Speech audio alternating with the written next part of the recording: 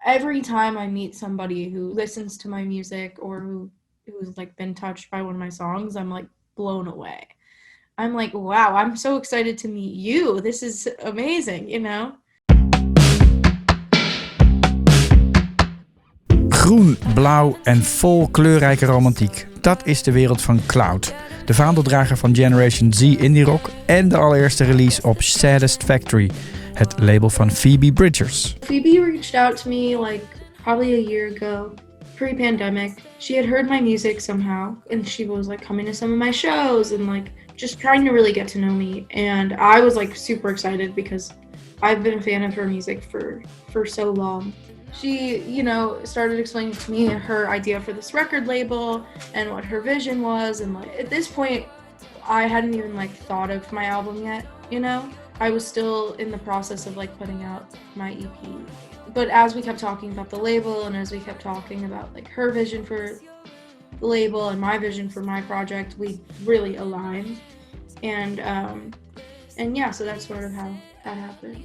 Maar Phoebe Bridgers is zeker niet de enige grote indie-muzikant in het universum van Claud. Zo studeerde hen op dezelfde school als Clairo, waar Claud het vertrouwen vond om hun muziek uit te brengen. The school that I went to had like a pretty big, like, underground music scene. So like every almost like most days of the week, you could find a house that was throwing a concert in the living room or in the basement. And I thought that was like the coolest thing in the world. And I thought the kids who ran the shows were like the coolest people. So I started playing these like house shows. It just gave me so much confidence and so much like excitement or like support to sort of like get out into the world and like start playing like real shows, because all my friends there were like so supportive. Even if I was playing like the worst song they've ever heard, they'd be like, yeah, And that gave me like the confidence and to be able to like release my music. De derde inspiratie was Girl in Red en vooral haar toegewijde fans, die samen een open plek voor queer fans creëerden zoals Claud nog nooit had meegemaakt. I went to see her play a show in New York before we went on tour together, so we could like meet and say hi. And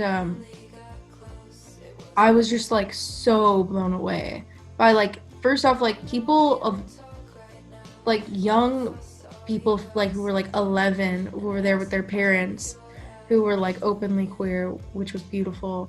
And then people who were like 25 who were there with their like long-term partners, which was also beautiful. And like it just like really warmed my heart. It definitely motivated me to tour more.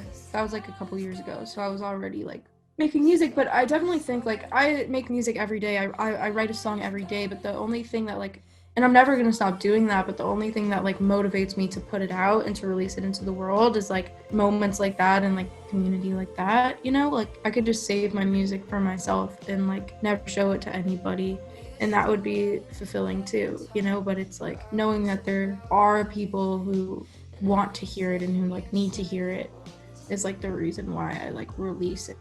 If I didn't feel like there was that community or that audience, then I would just save it for myself, like, because I make music for myself. I don't make it for other people, but I release it for other people.